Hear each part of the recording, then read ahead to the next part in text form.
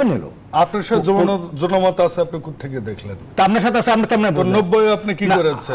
আপনি কত% ভোট না, পেয়েছেন? আপনি 15 নিজে কোন জায়গায় চেয়ারম্যান হয়ে এসে তারপর কথা বললেন। 15 ফেব্রুয়ারিতে এককভাবে নির্বাচন করলেন আপনি 96 15 ফেব্রুয়ারিতে। আমি আপনাকে তো বললাম আপনি একটা চেয়ারম্যান হয়ে নির্বাচিত হয়ে আসেন, তারপর বলেন। আমরা তিনজন অতিথি রয়েছেন স্টুডিওতে, কথা বলছি কদর বাড়ছে ইসলামী দলগুলোর। এই প্রশ্নের উত্তর খুঁজছিলাম, সেখানে ফজলে হুদা বাবুল যুগ্ম সাধারণ সম্পাদক জাতীয়তাবাদী কৃষক দল বলেছেন যে না, আসলে কদর বাড়েনি। আমরা অধ্যাপক আশরাফ আলী খোকন আমরা শেষ মন্তব্য নিতে চাই, আমাদের একেবারেই সময় কম, 2 মিনিটের বেশি দয়া করে নেবেন না। এর মধ্যে একটু বলবেন যে ইসলামী দলগুলোর কদর বাড়েনি এই কথা বলেছেন, আপনি মনে করেন কিনা, আর নির্বাচন এবং সংস্কার বিষয়ে আপনাদের অবস্থান কি? আসলে সংস্কার হওয়াটাও তো জরুরি মনে করছে সবাই। ইসলামী দলের কদর বাড়ে নাই এই কথাটা কারা বলতে পারে? কদর কেন বাড়বে না?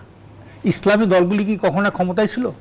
কখনো কি দুর্নীতি সন্ত্রাস করেছে? না, ক্ষমতায় যায়নি মানেই মানুষ তাদের পাশে নেই। মানুষের পাশে নাই। এই মানুষ যাদের পাশে পেয়েছে, কিভাবে পেয়েছে?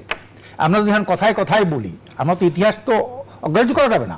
76 সালে প্রথম যে রেফারেন্ডাম হয়েছিল, জিয়া রহমান সাহেব দিয়েছিলেন, সেখানে 98% ভোট পড়ছিল।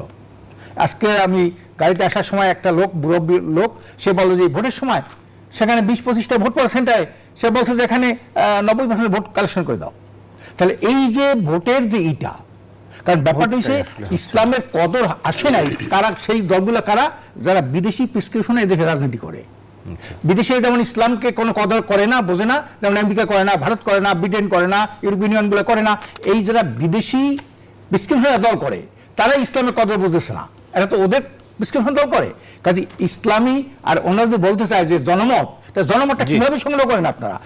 এরা তো সন্ত্রাস করে, এরা তো ভোট ডাকাতি করে আপনারা জনমতটা সংগ্রহ করেন। আসলভাবে তো আপনারা দেয় না। এবং আশা করি এইবার যদি ফ্রি ফায়ার নির্বাচনটা আল্লাহর মধ্যে আশা করি হবে, এবং এইখানে দেখা যাবে যে আলেমদের কদর আছে কি নাই, না ফেসিবাদের কদর, না আলেমদের কদর, দুর্নীতিবাদের কদর, না ন্যায় ইনসাফ পরায়ণ লোকদের কদর। এইবার কিন্তু এই নির্বাচনটা সুষ্ঠু হলে বোঝা যাবে যে কদরটা কেমন হয়, বাস্তব প্র্যাকটিক্যাল। আমরাও সেটাই আশা করব। জি, অনেক ধন্যবাদ। আমরাও চাই যে নির্বাচন, একটা মানুষ ভোটাধিকার ফিরে পাক, সেখানে আসলে প্রতিচ্ছবিটা আসুক। আমরা শেষ মন্তব্য ফজলে হুদা বাবুল আপনার কাছ থেকে নিতে চাই যে এই বিষয় নিয়ে যদি আপনি কিছু যুক্ত করেন যে কথাগুলো। ধন্যবাদ রেজওয়াল ভাই, খুব চমৎকারভাবে আর্টিকুলেট করেছেন। অধ্যাপক সাহেবের খুব রাগ, আমাদের প্রতিষ্ঠাতা, আমাদের দলের স্বাধীনতার ঘোষক। আপনি যে বললেন যে ইসলামী দলের সাথে কোনো জনমত নাই, জনমতটা যারা নিল তা কিভাবে নিল? আপনার সাথে জনমত আছে, আপনি কোথা থেকে দেখলেন? তা আপনার সাথে আছে, আমরা কেমন 90 আপনি কি করেছেন? কত% ভোট পেয়েছেন? আপনি 15 ফেব্রুয়ারিতে কোন জায়গায় চেয়ারম্যান হয়ে এসে তারপর কথা বললেন। 15 ফেব্রুয়ারিতে এককভাবে নির্বাচন করলেন আপনি 96 15 ফেব্রুয়ারিতে। আমি আপনাকে তো বললাম আপনি একটা চেয়ারম্যান হয়ে নির্বাচিত হয়ে আসেন, তারপর বলেন। আমরা সংশোধন করার পরে আসেন না। 90 কি ভোট হয়নি? 90 ভোট হয়নি, প্রশ্নই আসে না। এইসব কোত্থেকে নিয়ে আসেন আপনার টকশো? জানি না। না 76 সালে 98% ভোট পাইলেন কি? 98% আপনারা ভোট পাইলেন কি? শুনেন, শহীদ প্রেসিডেন্ট জিয়াউর রহমান স্বাধীনতার ঘোষণা দিছিল জন্য এখানে বসে কথা বলতেছে।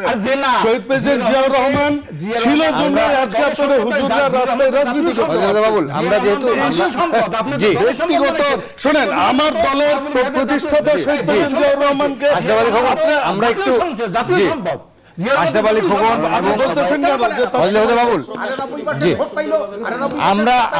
আমরা যেহেতু সুন্দর ঐক্যের কথা বলছিলাম, ফজলে হুদা বাবুল আমাদের শেষ করতে হবে। আমি আপনাদের কথা